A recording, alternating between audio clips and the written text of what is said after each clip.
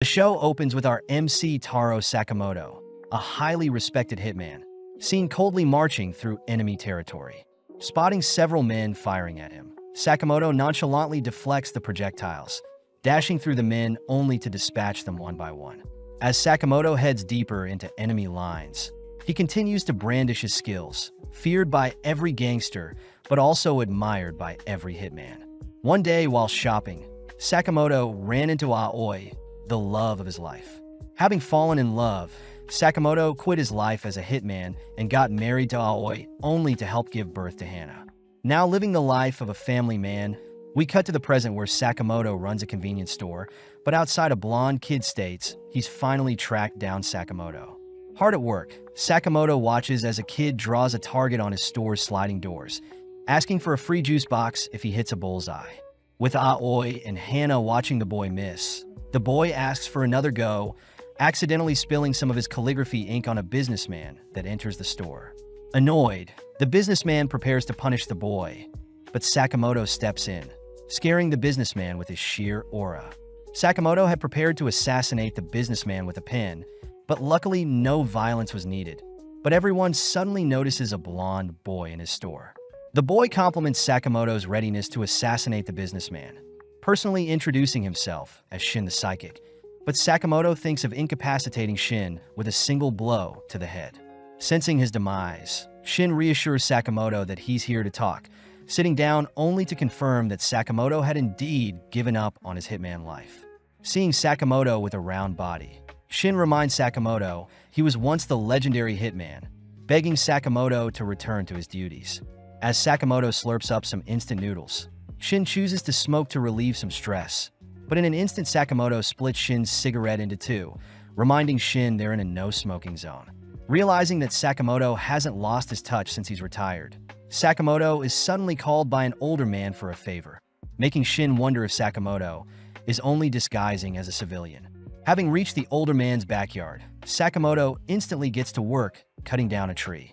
Next, Sakamoto is asked by a lady to help feed her picky daughter some vegetables, managing to use a silver spoon to feed her. Finally, Sakamoto sees two boys fighting over who gets to play with a ball, choosing to split the ball into two with his bare hands, solving the issue. As Sakamoto takes a break, Shin realizes Sakamoto is a handyman for the whole town, praising Sakamoto for concealing his identity so well, but Shin still thinks Sakamoto has fallen so far from his legendary status. Heading to his car, Shin notes how it's only been 5 years since he's seen Sakamoto, still admiring Sakamoto for being so awesome, wishing for the day Sakamoto returns. Suddenly receiving a call from his boss, Shin reports that he had failed to convince Sakamoto to return, but the boss asks if Shin had eliminated Sakamoto for betraying them. Shin tries to convince the boss to leave Sakamoto alone, but the boss reminds Shin he'll be eliminated and replaced if he fails. That night, Shin washes up, thinking back on his missions with Sakamoto, knowing he should be the one to put his old partner down. Heading back to the store the next day, Shin walks past Aoi, Hana, and the boy playing, apologizing in advance. Upon entering Sakamoto's store, Shin tells Sakamoto he'll be leaving town today, choosing to pull out his gun as he bids farewell to Sakamoto. Seeing Shin pull the trigger, Sakamoto chooses to spit his cough drop as Shin's bullet, deflecting it onto a bag of chips on the counter. Trying to reload, Shin is distracted by an ice cream flung at him, but suddenly realizes that Sakamoto has disappeared. Cautiously scanning the aisles, Sakamoto manages to distract Shin by making some noise in one of the aisles, only to make use of a rubber band and some cough drops to snipe Shin through the shelves. Rushing to evade Sakamoto's cough drops, Shin and Sakamoto catch a glance of each other at the end of the aisle, but Sakamoto tosses a cream puff at Shin, obstructing his vision. Having bought enough time, Sakamoto sneaks up from behind, winding up a torrential kick that sends Shin flying through several shelves, reminding Shin of when he used to train with Sakamoto. As Shin falls unconscious, he suddenly awakens a few hours later, spotting Hana and Aoi relieved to see him awake, learning he had been brought to the second floor of Sakamoto's store. Seeing Sakamoto's loving family, Shin gets weirded out, confused as to why they're serving him a lovely meal even after his assassination attempt. Believing the food to be poisoned, Shin chooses to face the challenge head-on, but instead begins breaking down grateful to be served such a delicious and hearty meal. Finally understanding why Sakamoto retired, Shin and Sakamoto head outside, prompting Shin to graciously thank Sakamoto and his family for taking care of him. With Sakamoto asking Shin to come again soon, we cut to later that night, where Shin sits before his boss and his gang, begging his boss to let Sakamoto live. The boss and his henchmen scoff at such a pathetic request, reminding Shin that Sakamoto must be eliminated having abandoned their organization. But Shin offers to give his life for Sakamoto. With the boss accepting Shin's offer, the boss secretly thinks about how gullible Shin is, but having already expected the boss to lie to him, Shin turns his gun on the boss. As Shin begins a shootout with his former organization, we cut to Sakamoto listening in on their conversation, choosing to transform his convenience store into an armory littered with deadly weapons. As Sakamoto opts for a stun gun, we cut back to Shin, who slowly begins dismantling the enemies, switching from his gun to martial arts to dispatch the men. Unfortunately, Shin is caught off guard, struck by a bazooka, but still manages to run for cover. With the men rallying together, the boss reminds everyone that Shin is a psychic, meaning he can read people's minds if they're close enough. Continuing his onslaught, Shin takes out a few more men, realizing he has a single magazine left, ultimately getting struck in the leg by a bullet. Falling onto his knees, Shin is surrounded, finally giving up. Luckily, Sakamoto appears, paralyzing the men surrounding Shin. As the boss orders his men to take out Sakamoto, Sakamoto nonchalantly opens a pair of chopsticks. Increasing his speed to knock out the men all whilst flexing, he can catch the bullets with chopsticks. Spotting a man wielding a katana, Sakamoto easily evades, kicking the man aside only to block a spray of bullets with pins, slaying the gunman with said pins. Cleaning up the remaining gunmen, Sakamoto locks onto the boss and his remaining henchmen, running to evade the projectiles only to slay the boss with a single slash. With Shin reminded of why he respects Sakamoto so much, Shin realizes Sakamoto had bugged his gun when he was unconscious and is suddenly offered a job by Sakamoto. Sakamoto says he'll pay Shin 800 yen an hour, cutting to the next day where Shin has started on his first day, asking Sakamoto to not eat ramen, especially since they're low on stock. As Hana and Aoi compliment Shin's new apron, Shin makes use of his psychic abilities to help out an elderly lady, but is threatened by Sakamoto to keep their past a secret from the others. Fast at work, Shin restocks the shelves and mans the cash register, cutting to later that day, where Shin praises Sakamoto for slaying all those men. Hearing Shin mention Sakamoto slaying people, Aoi reminds Sakamoto he promised to leave his life of a hitman behind, prompting Sakamoto to reassure Aoi that he dealt non-lethal blows. Angry, Aoi reminds Sakamoto they have a family rule, and if Sakamoto ever breaks the rule, she'll divorce him, scaring Sakamoto. When Shin wonders what this family rule is, Sakamoto silences Shin in his mind, both heading to Niokita Chinatown to pick up some items. Seeing Sakamoto pick up some heavenly pork buns for the whole family, and at half the price, Shin admires Sakamoto for being so family-oriented, but Shin is still curious about Sakamoto's family rule. Refusing to explain anything, the duo continue walking, suddenly spotting a pink-haired girl burst through the window of a high-rise, coincidentally collapsing onto Sakamoto. Although Sakamoto is fine, Sakamoto gets sad seeing his pork buns have been squashed, but our duo suddenly sees several men call out to the pink-haired girl. Introducing herself as Lu Xiaodang, the mystery girl, Lu scoffs at the men's pathetic attempts to catch her, but Shin notices Sakamoto is more sad thinking about how upset Hana and Aoi will be having no buns to bring home. As the men rush Lu, she begins knocking out the men with her martial arts, something Shin recognizes as Tai Chi, watching as 3 men suddenly surround Lu. Even still, Lu tosses and knocks out 2 of the men, unfortunately captured by the 3rd. Seeing the men prepare to slash at Lu's legs, Sakamoto stops the man's knife with some tongs, breaking them only to put the man to sleep. Seeing an opening, Shin knocks out the man, restraining Lu with a sign, allowing Lu to disarm the final gun-wielding man, knocking him out.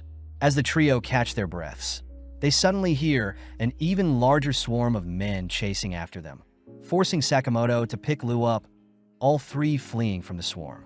Elsewhere, we see a henchman reporting that they've failed to capture Lu, pissing Wang off, the CEO of Danshokai Incorporated.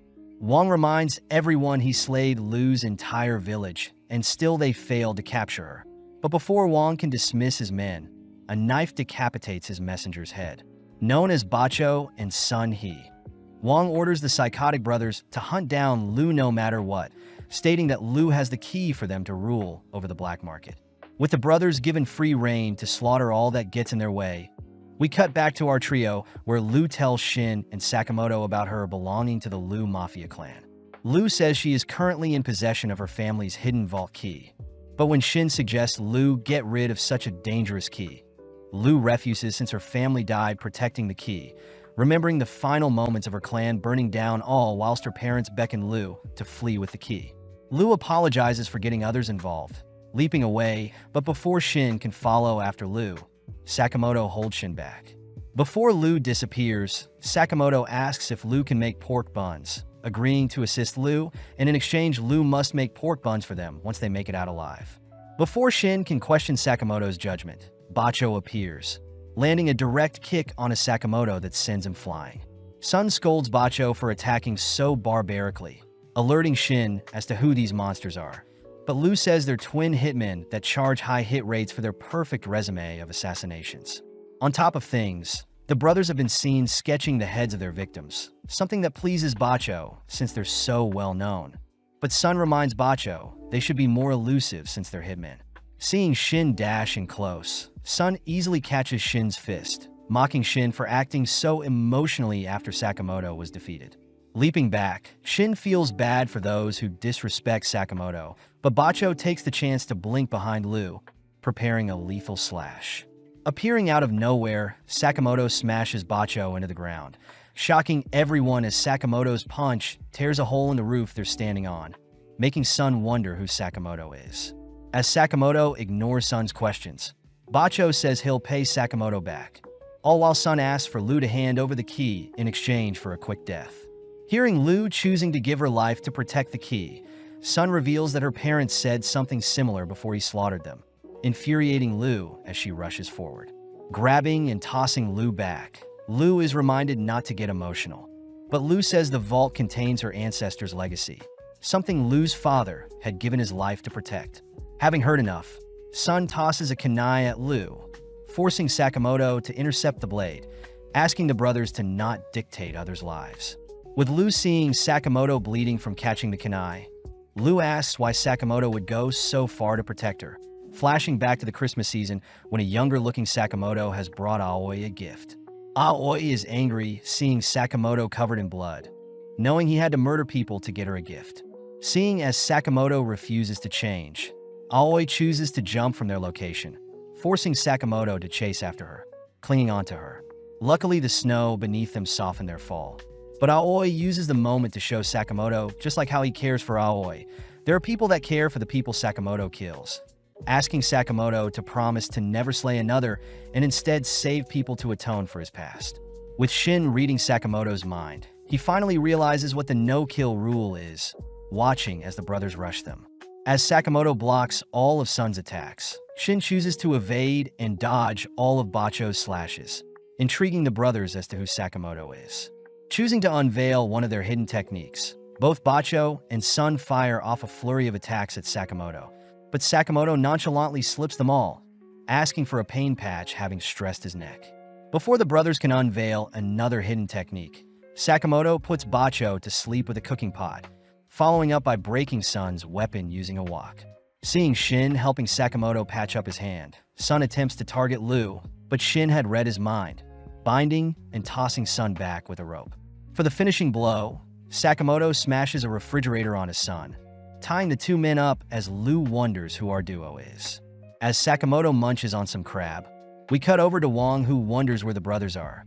Yearning for the day he can open the vault before him. Suddenly receiving a delivery, Wong spots the brothers tied up, suddenly restrained by Lu, who says she needs to pay Wong back for all that he's done. A few minutes later, Lu is seen repeatedly punching Wong, exciting Shin as he wants to join in, but Sakamoto prepares to put Shin to sleep. Having had enough, Lu says she shouldn't slay people and instead should live a happy life, choosing to finally unlock the vault with her key. As the trio head inside, they're amazed by the antique relics littered all over the vault. Something Shin reads are valuable items every past leader of the Lu clan treasures. Seeing the item her father left behind, Lu reads that her father had left behind some valuable booze to one day share with Lu, making Lu treasure her family. Sitting down, Sakamoto unveils the squished pork buns, snacking on them as Lu remarks the Japanese buns are pretty tasty. The next morning, Shin sees reports of the aftermath of their brawl with Wand and the brothers, suddenly seeing Sakamoto enter the store exhausted. Seeing Lu enter with an apron, Shin wonders why Lu doesn't just sell her family's vault instead of working. But Sakamoto reminds Shin that he is now part of the family and must follow their family's no-kill rule. At the same time, we see several figures receive a bounty on Sakamoto and Shin, with Sakamoto's bounty valued at 1 billion yen. With several days passing, Lu continues to show up to work, but is scolded by Shin for being 2 hours late. Restocking the aisles, Shin calls out Lu for placing detergent in the drinks section of the fridge, but Lu says customers can figure it out themselves, stuffing everything into one place. Shin wonders if Lu has ever worked a job in her life, learning that Lu used to help her dad dig and bury strange bags, but this makes Shin ask for Lu to be fired. Hearing the two argue, Sakamoto asks for Shin to not say such mean things, and that Lu should apologize when she's late, shocking the two. Heading outside, Sakamoto reminds Shin to sweep outside and for Lu to finish prepping the pork buns, but Shin is more worried realizing how talkative Sakamoto is. Sakamoto reminds Shin that he is human too, but out of nowhere a second Sakamoto appears, sitting down at the counter and picking up where the first one left off. The first Sakamoto accuses the second of being a doppelganger, thrusting a sword at the second, but the second dodges, holding up a blade to the first as the first pulls out a gun. With both Sakamotos standing down, the second Sakamoto greets Nagumo, prompting the first Sakamoto to unsheath his disguise. Shin gets terrified, unable to read Nagumo's mind, watching as Nagumo turns and laughs at both himself and Lu. Annoyed, Shin and Lu punish Nagumo, demanding to know how Sakamoto knows Nagumo, learning that Nagumo works in the supermarket across the street and is friends with Sakamoto. Hearing Nagumo mention he is 18, Shin wonders how Sakamoto met him, but Sakamoto reveals Nagumo is 27 and that there is no supermarket across the street. Seeing as Nagumo lied to them again, Shin and Lu beat and tie Nagumo up, prompting Nagumo to mention that Sakamoto has a 1 billion yen bounty on his head, but Lu and Shin refuse to believe another one of Nagumo's outrageous lies. Nagumo states the JA had recently decided on it, and the news will be released tomorrow, but just then a pizza delivery arrives, exciting everyone. As the delivery man places the pizza on the counter, Nagumo says there are rumors of Sakamoto's legendary return, but just then Shin reads the delivery man's mind, hearing the man mocking everyone. Deeming himself to be Pizza Nakajima, Nakajima is revealed to be a hitman, using the tied-up Nagumo as a hostage. Upon seeing Sakamoto and Lu nonchalantly eating pizza, Nakajima warns Sakamoto to take him seriously, but in an instant Nagumo appears behind Nakajima, placing him in a stranglehold. As Nagumo tightens his grip, Sakamoto orders Nagumo to release the unconscious man, making Nagumo ask if Sakamoto will truly survive without killing. Nagumo reminds Sakamoto that he himself may be after Sakamoto, defusing the situation seeing that Shin and Lu are ready to fight, but reminds Sakamoto that his kind specializes in taking down other hitmen. Before Nagumo leaves, Sakamoto asks who is benefiting from his death, but Nagumo has no idea, calling out how stupid it was for Sakamoto to draw attention to himself when he wiped out Wong and his company. Nagumo says there won't be any more newbie assassination attempts, taking Nakajima with him only to bid farewell to Sakamoto, disappearing before Shin can follow him. As Sakamoto turns to face the pizza box, we zoom out to see several people watching Sakamoto through the pizza box, all refusing to believe such a fat man could be worth 1 billion yen. Speaking up, one of the men from Don Denkai reminds the others to not underestimate Sakamoto, having heard he used to belong to the Order, a mythical elite group, but people still believe Sakamoto is rusty after 5 years of retirement. Just then, they all turn their heads to the screen, hearing Sakamoto threaten them to try their best, only to destroy the camera. That evening, Shin wonders if Sakamoto will be okay now that others have his sights on him, but Sakamoto thinks they should lay low for a while. Just then, Hana and Aoi appear, both excited for tomorrow as Sakamoto suddenly realizes what they have planned for tomorrow. Having arrived at Sugar Park Amusement Park, the gang immediately rides a roller coaster, all having mixed feelings about such a ride. Hana takes the chance to show off the park's cute bunny mascot, Sugar Bunny, someone that reminds Lu of Sakamoto. Seeing Aoi so excited to spend time with everyone, Shin declares their operation today is to protect the Sakamotos and ensure everyone has a good time. Seeing Lu scanning the surrounding area for enemies, Shin says that he can read the minds of people in a 30-meter radius, stating those worked up are most likely hitmen. At that moment, Shin detects someone approaching, alerting Sakamoto. Revealed to be Kuriai Ninga disguised as a janitor, Kuriai makes his way towards Sakamoto all whilst Lu guides Aoi and Hana elsewhere. As Kuriai passes Sakamoto, he pulls out a needle ready to slay Sakamoto, but without batting an eye, Sakamoto plunges a pin into Kuriai's chest, only for Shin to carry Kuriai away. With Aoi and Hana not realizing what happened, Shin and Lu dispose of Kuriai's body, amazed that Sakamoto incapacitated Kuriai without hitting any vital organs. Having witnessed everything, Tatsu scolds Kuriai for being so obvious, annoyed at Shin's mind-reading powers, but wonders if he can suppress his killing intent to go undetected. With Tatsu passing by Shin, he manages to brush by without being detected, cutting to later that day where the gang is riding another roller coaster ride. With Shin and Lu positioned at the back to spot any attackers, Shin reports he doesn't hear anything suspicious, but Lu points out a strange pointy-haired looking man. Hearing the two talk about him, Tatsu lets his killing intent slip, alerting Shin to Tatsu's hitman status. As Tatsu fires off a bullet at Sakamoto, Sakamoto simply deflects it with his bulletproof glasses, but Shin takes the chance to remove his harness. Leaping out of his seat, Shin falls onto Tatsu's location, dragging him out as they both fall to a lower railing on the ride. Unable to read Tatsu's mind, Shin suddenly jumps, sensing the ride appearing behind him, but Tatsu uses the opening to toss two knives at Shin. Knowing he can't dodge both, Shin is forced to endure a scratch to the leg, suddenly collapsing having been poisoned. Tatsu remarks that his poison will take Shin's life in a few moments, using the chance to slander Sakamoto as he points out how Sakamoto fears death. Defending Sakamoto's name, Shin gets up, once again leaping over the ride approaching from behind, but this time he jumps onto his seat, dragging Tatsu for the ride. Tatsu is impressed, easily able to defend against Shin's pathetic punches, forcing Shin to rack his brain for a solution as Tatsu pulls out a knife. Scanning the surroundings, Shin hears something, evading Tatsu's advances only to drag him, falling onto a play. Having taken on the disguise of Sugar Bunny himself, Shin catches Tatsu off guard when he manages to move and evade his attacks, even going on the offense even after being blinded by Tatsu's poison. As the crowd cheers on the bunny, it's revealed that Sakamoto is off in the crowd instructing Shin how to move, perfectly countering and forcing Tatsu into a corner. Infuriated, Tatsu slashes at Shin's head, surprised to see Shin has his eyes closed, but Sakamoto spots an opening, ordering Shin to put Tatsu to sleep, wrapping up the performance. As Lu continues to ride the roller coaster, we zoom out to see Boiled and Abiguro now being dispatched to deal with Sakamoto. But Boiled orders Abiguro to not slack off and not commit unnecessary murders, something Abiguro finds attractive. Back with Shin, Lu helps apply the poison antidote to his eyes, all while Sakamoto asks who hired Tatsu. Seeing Tatsu playing dumb, Lu borrows Tatsu's poison knife, stabbing him only to begin pouring out the antidote, demanding Tatsu talk if he doesn't want to perish. Tatsu reveals that he was hired by Don Denkai, an underground company with a toxic work environment that requires hitmen to work solo. Shin calls Tatsu a hypocrite for selling out his employer, but Tatsu states he isn't loyal since he's part-time, adding that he is part of the JAA as well. With Lu curious as to what the JAA is, Shin shows Lu his license for the Japanese Association of Assassins.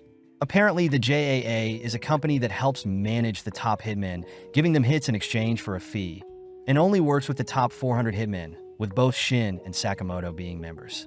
Seeing as this is the perfect chance, Tatsu asks if Sakamoto used to be in the order, but upon seeing Sakamoto's serious glare, Tatsu is impressed that the rumors he heard weren't just lies.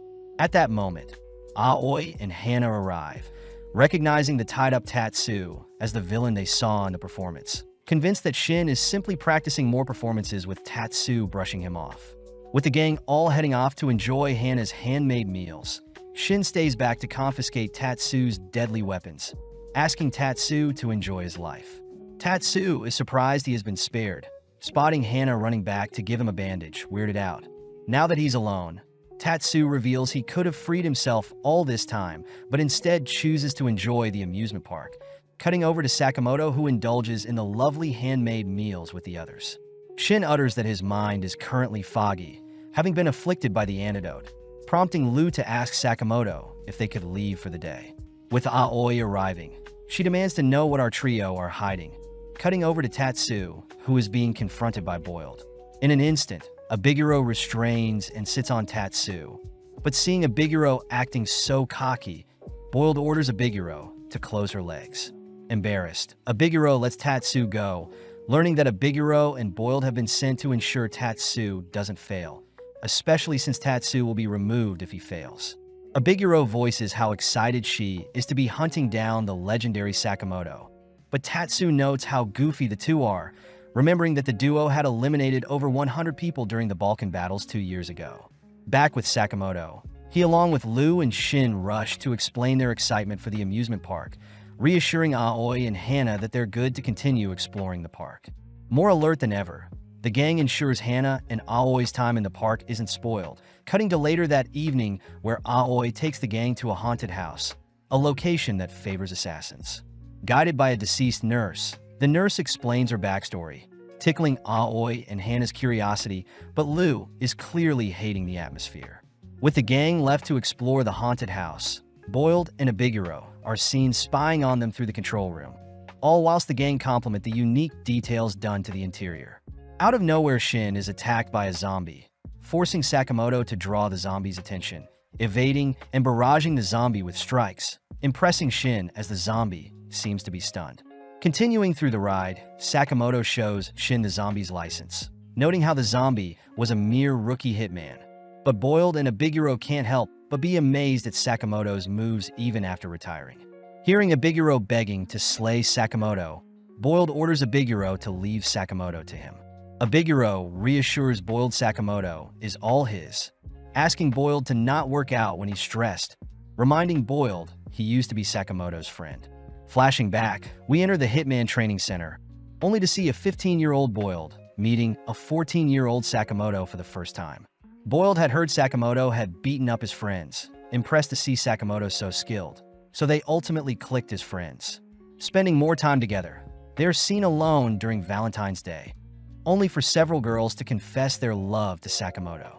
With Nagumo also showing off his haul of Valentine's gifts, Boiled confirms that Sakamoto and himself were actually not alike, something that makes Abiguro love Boiled even more, seeing Boiled acting tough.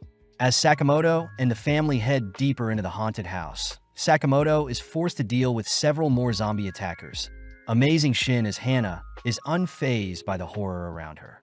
Not wanting to be beaten, Lu chugs her clan's remedy to suppress her fear, but Shin calls her out for simply using alcohol to quench her nerves. Passing by a sealed-off door, the gang hears some banging sound, prompting Lu to excitedly open the door, only to realize a horde of zombies had been lying in wait. With Shin unable to protect Aoi and Hana, Sakamoto attempts to make his way through the swarm, suddenly intercepted by Boiled himself. With Boiled blowing Sakamoto into a different section of the house, Boiled evades a card thrown at him. Hearing Sakamoto demand Boiled let him pass. With Boiled disappointed to see Sakamoto doesn't remember him, Sakamoto gets pissed, declaring he'll show Boiled hell. At the same time, Shin manages to clear the zombies, entering a room only to be relieved seeing Aoi and Hana sleeping peacefully. Speaking up, Abiguro reassures Shin that the girls have only been put to sleep, declaring that she and her zombies will have to distract Shin until Boiled is done. Out of nowhere, Lu fires off a kick that sends Abiguro flying, something Shin recognizes is the drunken fist style of fighting. With Abiguro excited for a decent fight, we cut back to Boiled to ask again if Sakamoto remembers him. Ignoring the question, Sakamoto asks where his family is, dashing in close to sneak attack, but Boiled detonates an explosion before Sakamoto can get close. Equipping his special gloves, Boiled sends several more explosives bouncing around the room, detonating them only to use the explosion to land a flush punch on Sakamoto. Back with Lu, she rushes in for strike on Abiguro, but Abiguro nonchalantly catches Lu's fist, complimenting Lu's technique only to shake Lu until she gets sick. Wanted to have some fun, Abiguro orders Shin to be tied up, uttering that she wants to draw out Lu's strength, giving Lu a challenge. Abiguro wants Lu to land a hit on her every 10 seconds, or else Shin will be sliced. But Lu suddenly begins crying, yelling that she doesn't want to hurt anyone. Back with Sakamoto, we see him completely defeated by Boiled, listening as Boiled reminds Sakamoto that it's been 5 years since he's retired. When Sakamoto tries another attack, Boiled simply detonates another explosive, declaring that his Super Ball bombs combined with his Rocket Dynamite Punch will ensure Sakamoto is defeated. Sakamoto is reminded of how cringy Boiled was, remembering a younger Boiled showing off his new gear along with the composition for said explosions. Annoyed at Sakamoto's weak attitude, Boiled chases Sakamoto with his explosions and fist, crying that he looked up to the Chad Sakamoto was. Charging up a lethal blow, Sakamoto catches a glimpse of his family, suddenly sent flying deep into the building corridor. As Boiled turns to leave, he bids farewell to his teenage memories with his best friend, but out of nowhere Boiled senses immense blood lust from down the corridor. Marching towards Boiled, Sakamoto begins listing the chemicals Boiled uses for his bomb's composition, declaring that he's finally remembered Boiled and will now show Boiled how much he's grown. Back with Lu, she manages to withstand several of Abiguro's strikes, impressing Shin as he thought he would be finished. As Abiguro sends a roundhouse kick, Lu manages to duck, striking Abiguro with her braids, luckily resetting the 10-second timer. Firing off an axe kick, Abiguro pummels Lu, frightening Shin as Abiguro turns to leave. Surprisingly, Lu gets back up with a nosebleed, laughing at how desperate Shin sounded. Abiguro gets weirded out, seeing Lu scoffing down more boos. But when Abiguro chases Lu with several attacks, she fails to land a single one, instead receiving a kiss that resets the timer. In a mere instant, Lu fires off a lethal kick of her own, terrifying Abiguro as she barely dodges, begging Lu to try and slay her.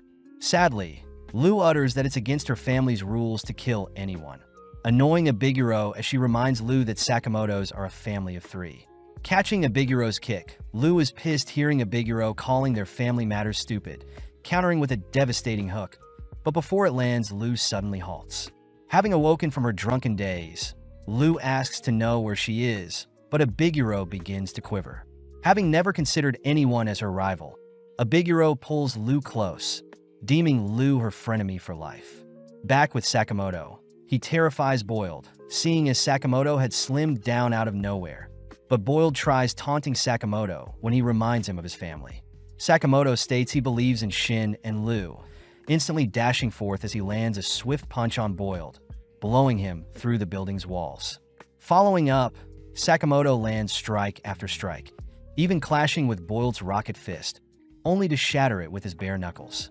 Backing off, Boiled tanks all the blows, attempting to fire off several ball bombs, but Sakamoto catches each one before they have a chance to detonate, instead using them to empower his fist, knocking Boiled further back. Knocked down, Boiled demands to know how a retired Sakamoto is so strong. But Sakamoto reveals he has a reason to fight, having chosen to fight for the people he loves. Following a couple on a merry-go-round, they suddenly feel a massive rocking sound as something approaches their ride, revealed to be Sakamoto, who has slammed Boiled into a separate ride. As Boiled loses consciousness, we cut to Aoi, who has awoken next to Shin, Hana, and Lu, demanding to know how they got here. Making up an excuse, Shin rushes to search for Sakamoto. Cutting over to Sakamoto, he and Boiled nonchalantly exit the destroyed carriage, forcing Boiled to pay for the destroyed ride only for the two to head for some roasted pork buns. Joining the two, Shin is amazed to see Sakamoto so thin. Snapping some pics as Shin is reminded of the legendary Sakamoto, but Boiled is more curious as to how Sakamoto will get Don Denkai off his back. At that moment, Aoi appears, asking to know what this bounty on Sakamoto's head is. Forcing Shin and Boiled to sit in as well, Lu and Abiguro are seen escorting Hana elsewhere, all while Sakamoto reveals he has a bounty hit on him. Before Aoi can scold Sakamoto, Boiled asks that Aoi not be too harsh, seeing as Sakamoto was hiding his bounty to not worry Aoi, but Aoi orders Boiled to be silent. Taking out their family rules, Aoi reminds Sakamoto of Rule 6, asking Sakamoto to not hide anything from his family and instead gives Sakamoto permission to resolve things rather than hide it from his family.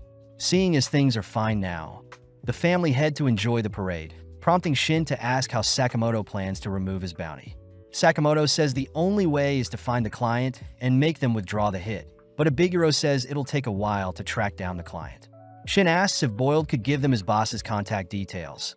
Annoyed to see Boiled, is no help, only to part ways with the duo. With Sakamoto stating he has other connections, we cut to the next day, where Sakamoto has regained all his weight, all heading through several alleyways only to stand before a video rental store. Searching through the shelves of the store, Shin stumbles onto a movie titled Dandenkai. All three heading out back to enjoy the show. The disc describes Dandenkai as a hitman organization with over 50 members, even describing Dandenkai's headquarters along with how the organization was formed. But as the movie wraps up, Sakamoto heads out to pay.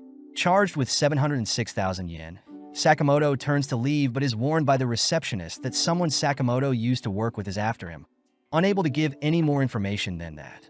That night, we see Nagumo dining with three others, questioned by Hyo, who accuses Nagumo of meeting with Sakamoto. But when Nagumo states he didn't, Shishiba asks that everyone quiet down since they're waiting for someone special. With Hyo and Nagumo bickering, Shishiba asks how Osaraji is doing, warned by Osaraji to not take another bite of his meal. Upon further inspection, Shishiba calls for the chef, suddenly slamming the chef onto the table only to slay the chef having not wanted onions in his risotto. At that moment, an older-looking man introduces himself as Iria from the J, amazed to have all the order members before him. But Hyo points out they're missing 4 others. Shishiba adds that 3 members never show, but it's strange how Takamura isn't with them, all blaming Takamura's old age for forgetting their meeting. Getting down to business, Iria reveals that someone has been slaying various hitmen in the JAA, requesting that the order assist with finding and eliminating the perpetrator. Back with Sakamoto, he and the others have made it to Dandenkai HQ, ordering everyone to keep the violence to a minimum as they all don their stealth gear.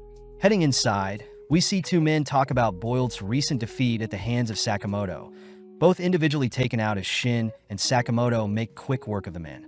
Having found new disguises, Shin states they must climb to the top floor where the boss is, cutting to several minutes later where our trio knocks out another man with a stun gun. Having tied the man up, the trio head through the hallway towards the boss room.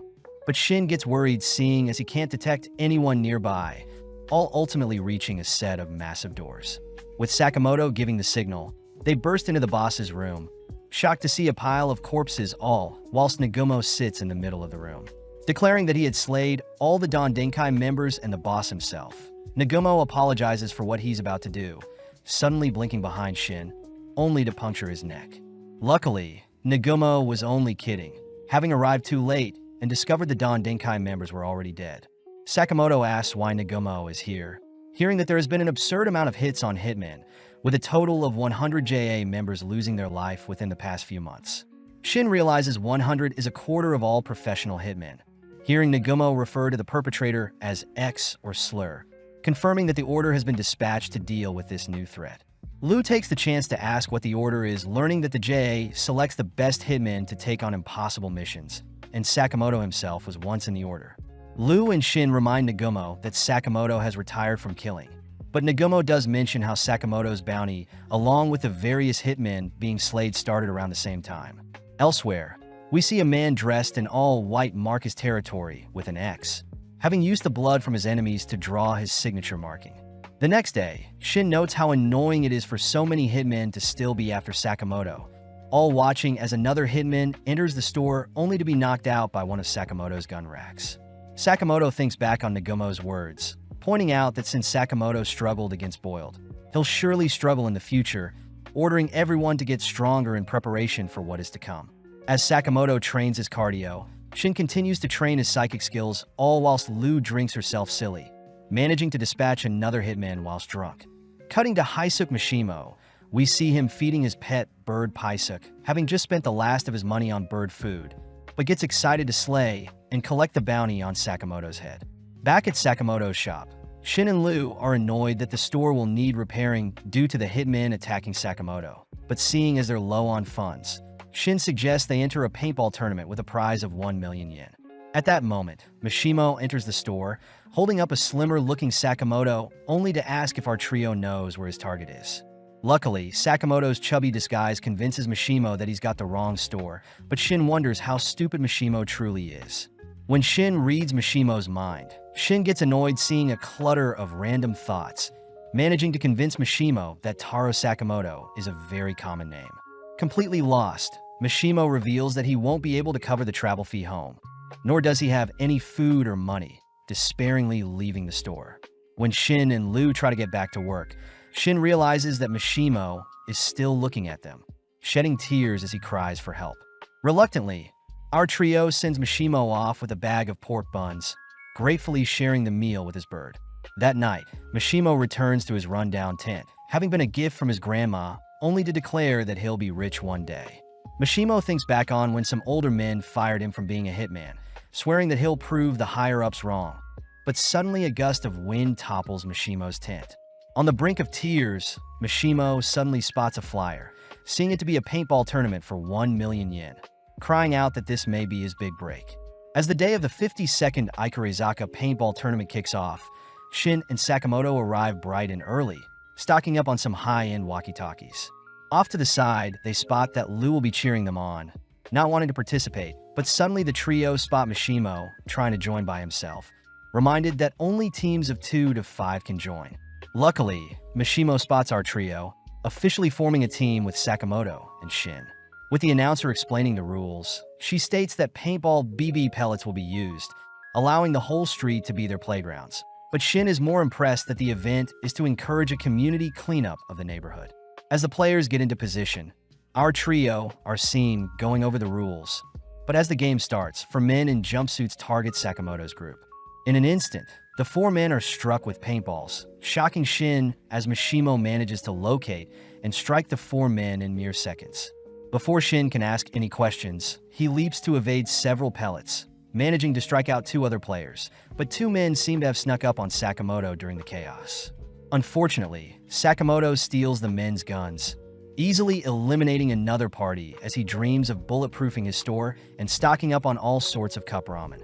Mishimo is grateful to have such competent teammates, wondering if Shin and Sakamoto are paintball nerds, but Lu accidentally gets carried away cheering for our trio, revealing Sakamoto to be Mishimo's target.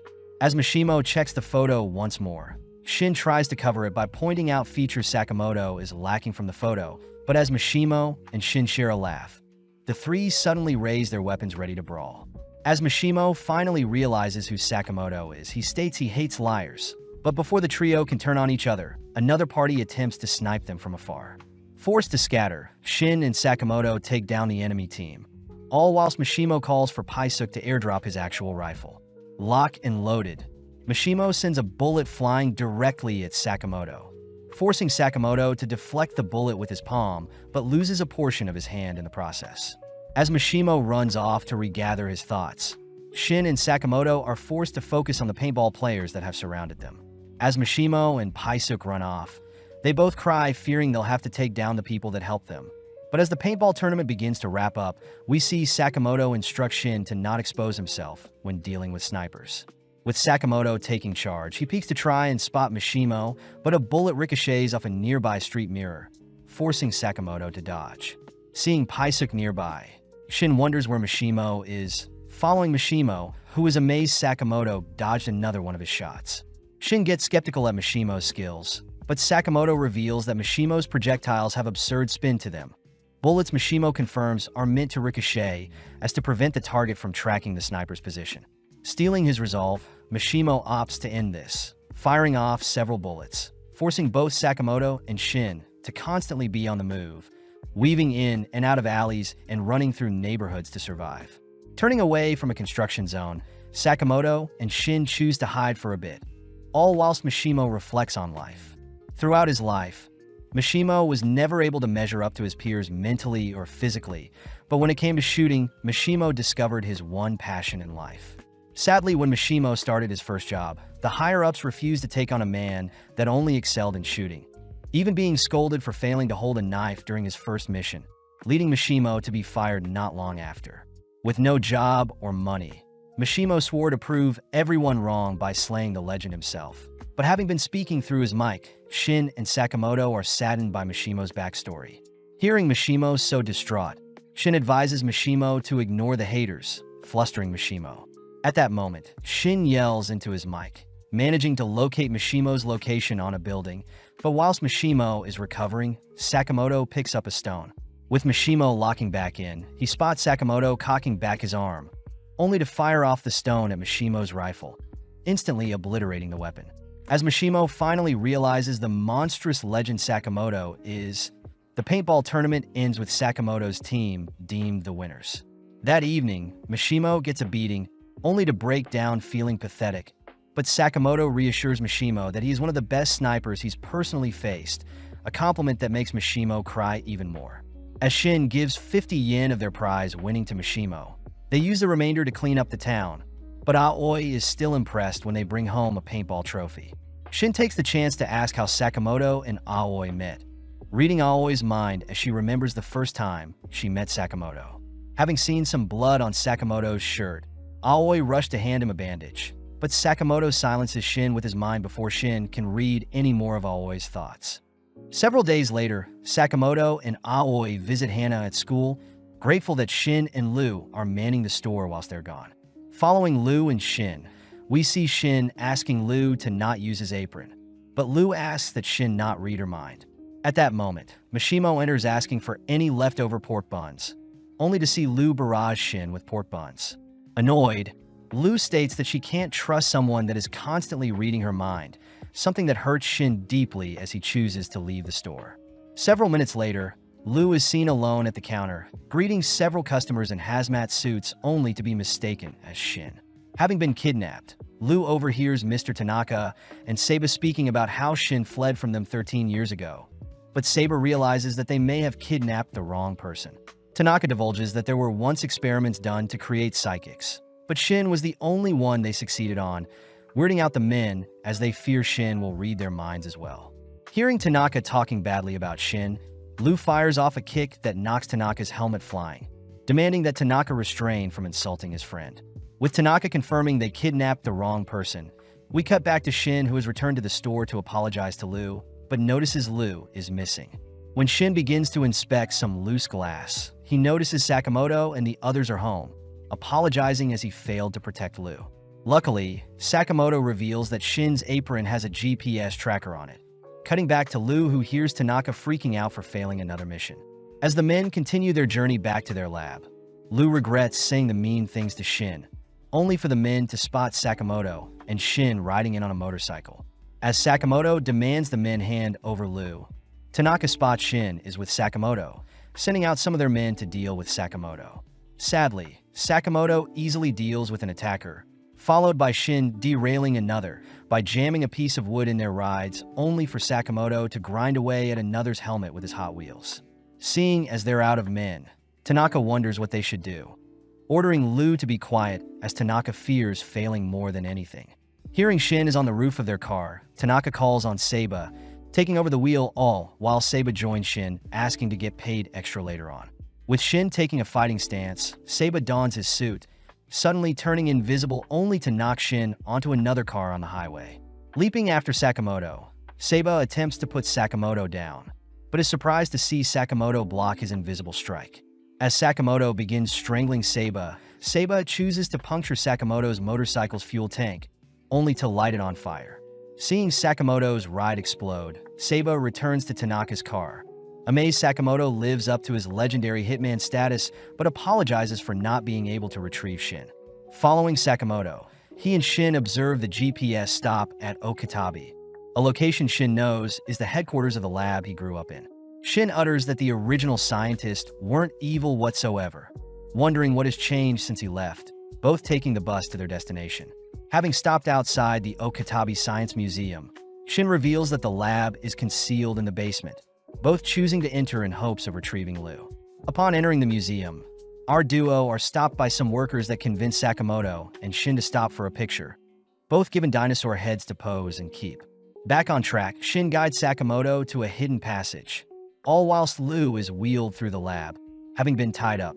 As Lu looks around the lab, she suddenly is stopped as Kashima asks if Tanaka had succeeded with capturing Shin, wondering if the girl before them is truly the psychic they're after.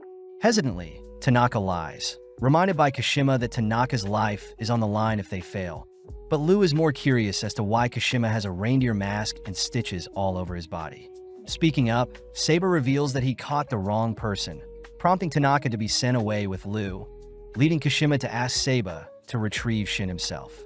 Back with Shin, he stands before several clocks, turning the clock's hands and maneuvering a nearby bear only to reveal a secret elevator. When Shin tries to enter the passcode from several years back, he's surprised to be denied, suddenly spotting the bear's head reveal a gun that fires at them. Managing to evade the gun spray, Sakamoto makes quick work of the brown bear, all watching as a second bear appears, but Shin skewers the white bear before it can fire off any projectiles. With a voice announcing that Phase 1 is over, the elevator along with the bear's corpses are removed, giving rise to the dinosaur bones behind them. Seeing the dinosaur attack with its tail, Sakamoto pulls Shin down, all whilst thinking about how Hana would love to see a real-life dinosaur. As Sakamoto continues to evade the dinosaur's advances, Shin manages to spot a device in the dinosaur's mouth, giving Sakamoto the idea to taser and paralyze the dinosaur. Sadly, the machinery controlling the dinosaur simply reboots, this time attacking Sakamoto more aggressively. Dodging to evade the dinosaur's tail, Sakamoto tries again to paralyze the creature, but gets his stun gun destroyed, pissing him off. No longer holding back, Sakamoto rushes towards the dinosaur's mouth, punching and shattering the machine in the dinosaur's mouth. Following up, Sakamoto knees the dinosaur away, only to finish off the creature with an axe kick. With Shin baffled by Sakamoto's sheer strength, we cut to Dr. Ishikawa, who begs to be given some time off, having been working for 3 days straight with no sleep. Refusing to hear it, a man in a suit knocks Ishikawa down, preparing to take Ishikawa's life when he hears Ishikawa call their research silly. At that moment, Sakamoto and Shin dispatch the man in the hazmat suit, exciting the researchers as they recognize Shin, revealing that the director Shin is looking for has been locked up in the lowest floor and the lab itself is taken over by an assassin group. Having appeared a year ago, the lab was overtaken by Kashima and his henchmen, dead set on integrating assassinations with new technology. Plus, Kashima has several powerful hitmen working for him. When Sakamoto declares they'll have to take care of Kashima first, Ishikawa hears someone coming, rushing to hide Sakamoto and Shin in lockers. At the same time, Tanaka is seen locked up, begging to be let out only for Liu to silence him with a kick. Annoyed, Tanaka points out how silly Liu is for trying to break the bars with a rock, both suddenly turning to greet director Asakura, who offers an alternative method to escape. Back with Ishikawa, he hurriedly greets mad Horiguchi, all whilst trying to not give away Shin and Sakamoto's hiding place. Intrigued, Horiguchi tortures Ishikawa with a borrowed pen, asking the other lab members if they know anything, but Horiguchi suddenly evades a stray pen. Spotting Shin has revealed himself. When Ishikawa asks why Shin isn't just hiding, Shin thinks back on the fond memories he had with the lab members, asking if Horiguchi is one of the leaders under Kashima. Confirming the fact, Horiguchi gets excited to show off their research, taking out a syringe, only to blink behind Shin, stabbing him with said syringe. Putting some space between them, Horiguchi performs an experiment, suddenly changing Shin's voice as the syringe disrupts the signals in Shin's brain. Annoyed, Shin chases after Horiguchi, demanding that he fix him, but in an instant Sakamoto appears, pummeling Horiguchi with a devastating punch. Having been finally free from the locker, Sakamoto asks if Shin wants to save the lab, both preparing to take back Shin's home. Back outside, we see Shishiba and Osaraji visiting the museum, both instructed by Nagumo to check out the place, curious if they'll manage to find a lead on Slur. Following Mishimo, he and Paisuke once again visits Sakamoto's store, spotting Hana sad, seeing as she's been left alone with no one to play with. Rushing to give her some treats, Hana simply cries more, but Mishimo promises to find Sakamoto and the others, only to send Paisuke off for some recon work. In the basement level 4, director Asakura introduces himself to Liu, but having mistaken him for the bad guy, Liu rushes to choke Asakura. With Asakura clarifying he's a good guy, we cut back to Sakamoto and Shin, who notice Horiguchi still standing, amazed to have finally met the legendary hitman. Horiguchi is disappointed at how far Sakamoto has fallen, revealing that he had stuck a needle in Sakamoto as well. But as Sakamoto rushes to engage Horiguchi, Sakamoto's fist suddenly lands on Shin instead. Weirded out, Sakamoto hears that the needle Horiguchi stuck in him confuses the brain and switches enemies with foes. But before Horiguchi can boast anymore, Sakamoto smashes him with another heavy punch. Having aimed for Shin, Sakamoto works around Horiguchi's little trick, but Horiguchi simply gets back up more excited to test out his experiments. Cutting to Lu, she hears that Asakura had been locked up because he disobeyed orders. But Lu gets annoyed, choosing to vent her frustration on Tanaka, the person who mistook her for Shin. Hearing Shin's name, Asakura reveals he was the one who gave Shin his psychic abilities, blaming himself for ruining the brat's life. Flashing back, we see a younger-looking Asakura forced to babysit a bratty Shin, both disliking each other all whilst Asakura continued his research into the supernatural. One day, Ando, his acquaintance, had left Shin to Asakura, only to suddenly disappear. That night, Asakura grows more frustrated at the lack of breakthroughs in his research, only to see Shin curious in his research. Asakura mentions how although he has yet to uncover anything supernatural, he still holds out hope to be the first to revolutionize humanity, something Shin thinks is very cool. As Shin and Asakura spend more time together, Asakura becomes more drained having to juggle babysitting Shin and continuing his research, passing through the lab one day only to hear fellow researchers mock Asakura's unrealistic research. Surprisingly, Shin stands up for Asakura, but later that night, Asakura finally manages to create a mixture that may change his career. At that moment, a tired Shin enters the lab, choosing to drink the newly created mixture seeing as he is thirsty. But as Asakura rushes to check on Shin, Shin simply begins to vomit. The next day, Asakura sees no abnormal signs from Shin, but out of nowhere Shin states that he's not okay, having been able to read Asakura's mind. In the following days, Shin would tease Mr. Tada for fantasizing about Miss Namiki, horrifying Asakura as the lab members run several more tests on Shin. Over time, the lab members grew distant from Shin, denoting how Shin's powers are actually quite creepy. Not wanting Shin to live an isolated life, Asakura rushes to come up with a cure for Shin's powers. But when Shin asks if Asakura is proud of his greatest work, Asakura apologizes, having never wanted Shin to be tangled up in his research. Frustrated, Shin pushes Asakura aside, running away several days later, something that makes Lu and Tanaka bawl, hearing such a sad story. Lu reassures Asakura that Shin doesn't hate him, mentioning how Shin has grown used to his powers. Lu suggests for Asakura and herself to apologize to Shin, seeing as both of them fought with Shin, but Lu brings up Rule 11 of the Sakamoto family, uttering that anytime people fight, they should make up not long after. Laughing at his own pathetic attitude, Asakura reveals a vial of acid he can use to melt through the jail bars, only to ask if Shin has grown taller. Having alerted a guard, Asakura and Tanaka stand ready to face the guard, but in a moment Lu dispatches the guard, declaring that they'll begin making their way to where Shin is. Back with Sakamoto, he's seen misfiring onto Shin, having learnt that Horiguchi can choose to turn on and off the needle, interfering with Sakamoto's attacks. Running through his experiments, Horiguchi unveils a trick to make his arm grow muscular, leaping in close only to smash the ground in front of Sakamoto and Shin. Before Shin can retaliate, Horiguchi simply activates Shin's needle, forcing Shin to attack Sakamoto instead. Unveiling another trick, Horiguchi increased his leg speed, dashing behind Shin only to send him flying through a glass wall. Seeing Sakamoto attempt a sneak attack from behind, Horiguchi manages to freeze Sakamoto in place only to blow him back. Seeing Horiguchi mocking Sakamoto, Shin reminds Horiguchi he can read minds, but getting annoyed, Horiguchi simply assaults Shin with several needle stabs, sending him onto the floor.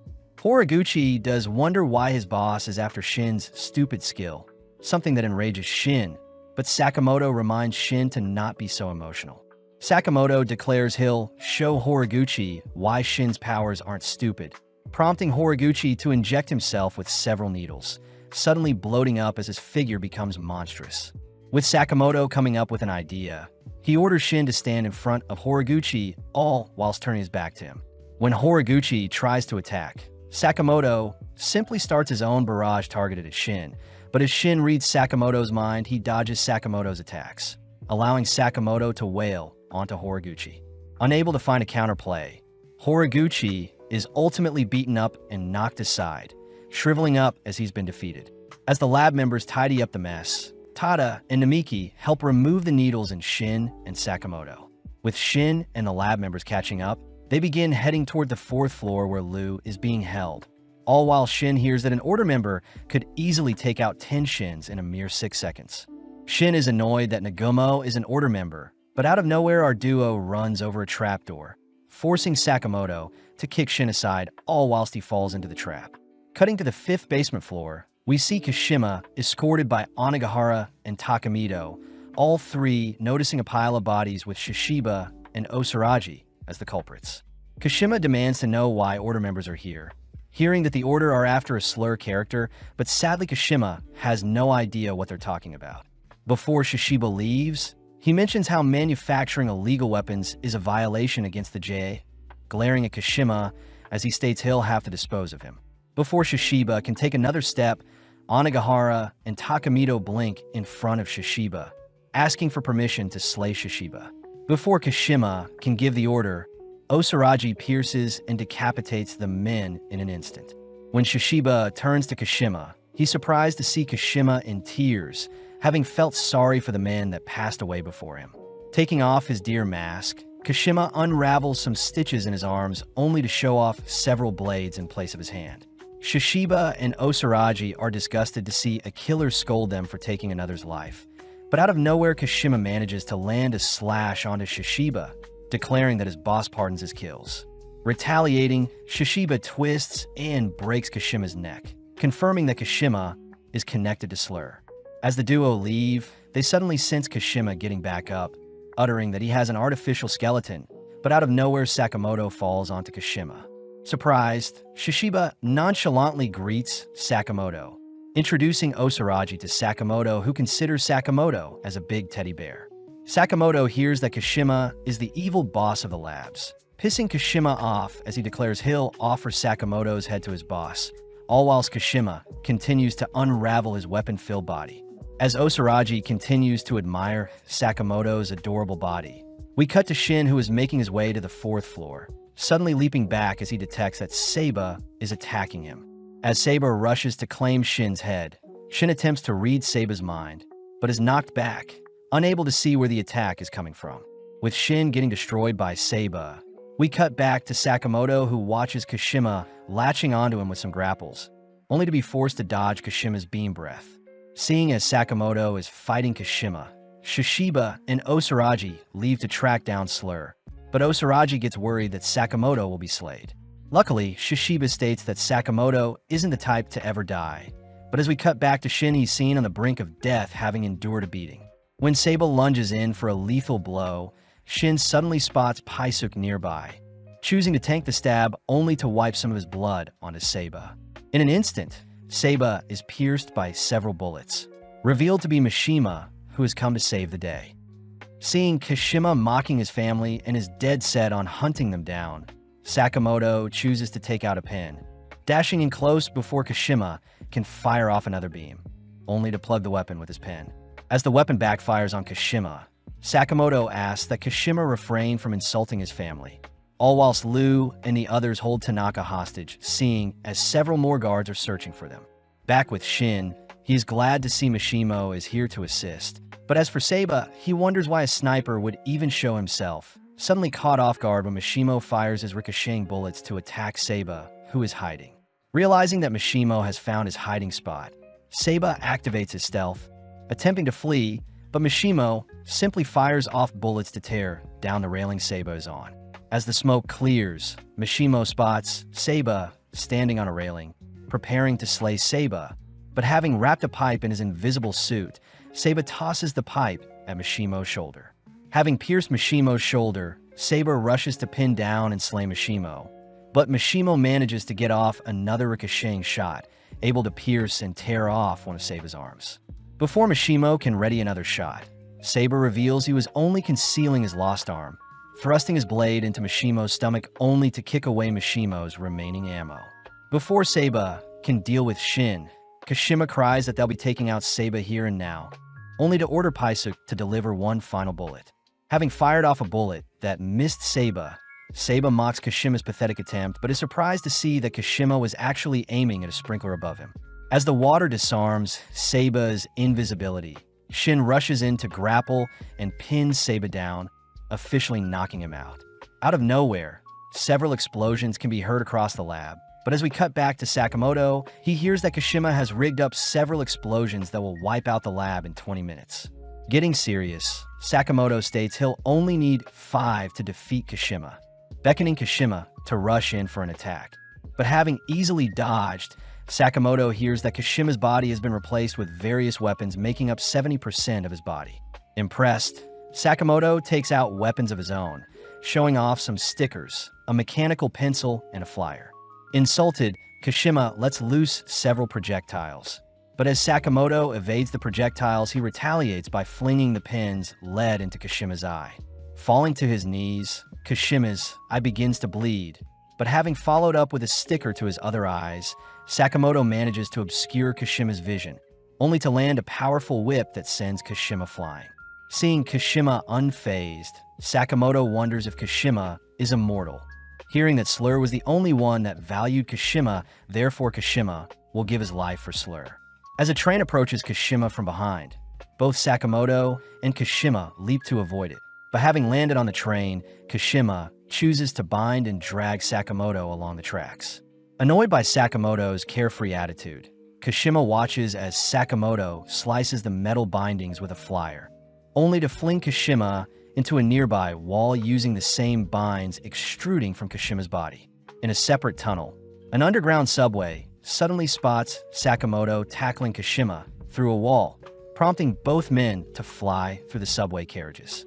Looking around, Kashima downs a drink, confirming that Sakamoto is truly a legendary hitman, able to mask his presence and blend in with the crowd.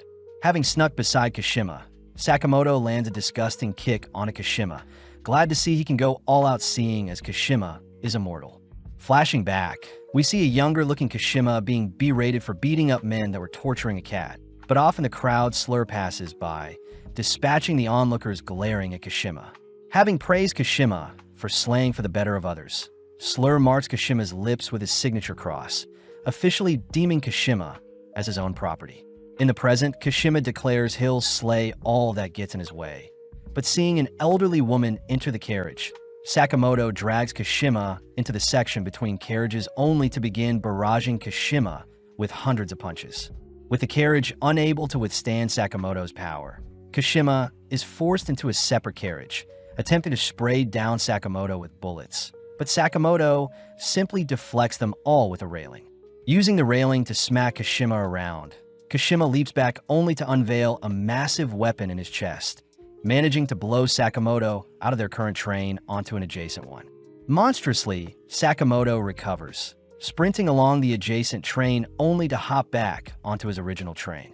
With Kashima sitting down to relax, he horrifically sees Sakamoto coldly enter the cabin, rushing to pick up nearby passengers only to toss them at Sakamoto. Sadly, Sakamoto nonchalantly catches and places the passengers back down. But choosing to end their duel, Sakamoto combos Kashima with several strikes only to drag his unconscious body out of Sato-Higure Station. Reporting the good news to Shin, Sakamoto hears that he has 15 minutes left until the lab explodes. Choosing to toss Kashima's corpse aside, all whilst we cut to Lu, who saves a researcher from a piece of falling debris. Before Lu can think of a way out of the lab, a piece of the ceiling falls on her, forcing Shin to tackle and save Lu. As Mishimo joins them, we see Lu and Shin are awkward at first, but suddenly Lu breaks down apologizing for stealing Shin's apron earlier. Having made up, Asakura greets Shin as well, both feeling awkward as it's been a while, but Shin reminds everyone they only have 10 minutes to spare. Seeing as they need to save everyone, Shin asks Asakura to sketch out the floor plan of the lab, focusing only to ask Lu and Mishimo to rescue some people still trapped in the lab. As for Shin and Asakura, they head elsewhere, all whilst Asakura appreciates Shin's control over his powers, reminiscing on the times they would spend together. At the same time, we see Shishiba and Osaraji scrubbing through the lab surveillance, only to confirm that Slur is the mastermind behind the lab's takeover. Back with Shin, he sends Asakura to help someone all whilst Shin continues forward, but as Shin begins to approach a man, he suddenly halts seeing the man's cold presence. Suddenly sensing his own demise, Shin freezes all while Slur passes by Shin, asking Shin to say hello to Sakamoto for him.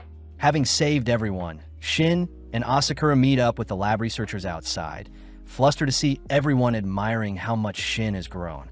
Taking the chance to introduce himself to Sakamoto, Asakura thanks Sakamoto for raising Shin in his absence, only to cut to later that night, where the entire family has finally regrouped for a nice homely dinner.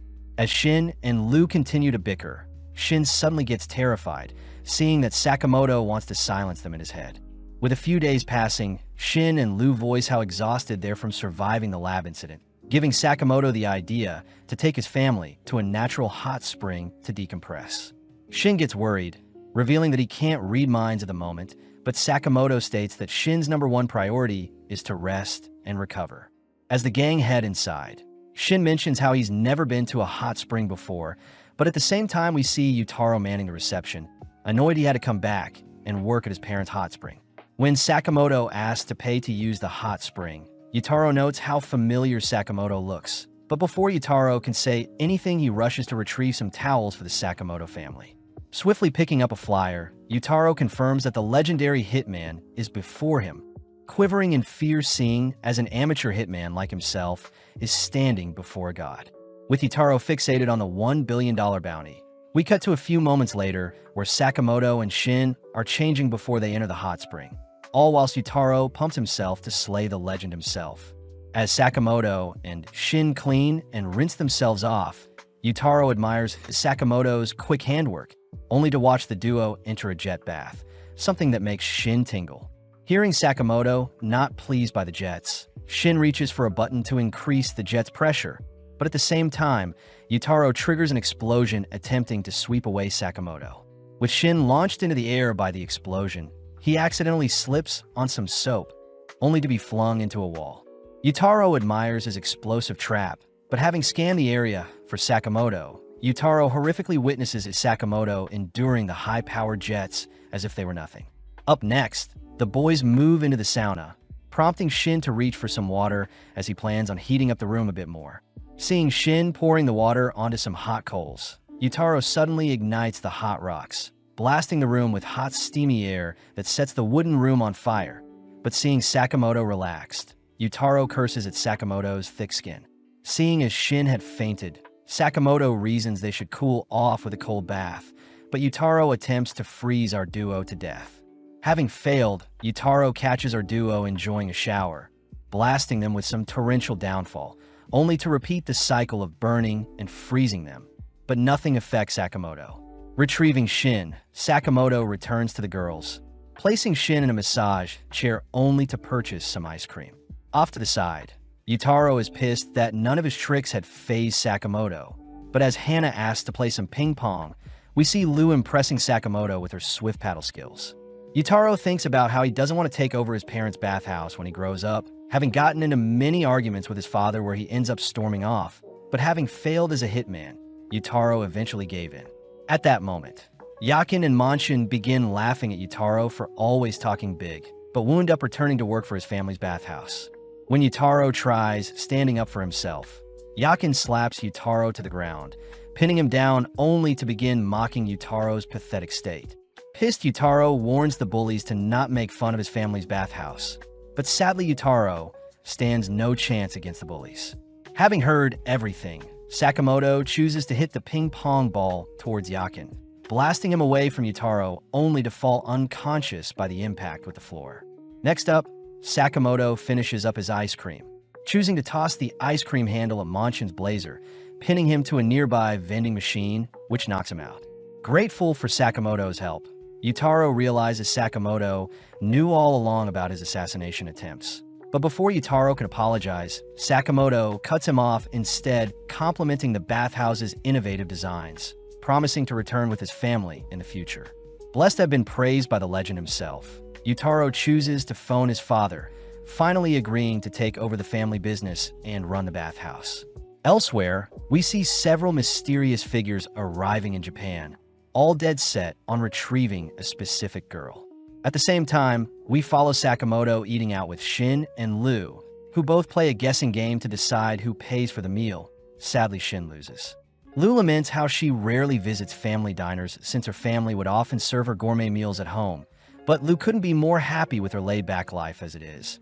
But out of nowhere, two men raise their guns at Shin and Sakamoto, with one of the men firing a bullet at Sakamoto's skull. Sakamoto swiftly blocks the bullet with his fork, dragging and slamming him onto the table, all while Shin knocks out his attacker. Needing a drink, Sakamoto orders a melon soda, but Wutong Lu mocks Sakamoto for his poor choice in drink, surprising Lu as she recognizes Wutong's voice. Surprised to see a member of her clan alive, Wutong reveals that their clan is in need of a leader, advising Lu to stay away from the life of a barbaric hitman, but Lu refuses to rejoin their family mafia.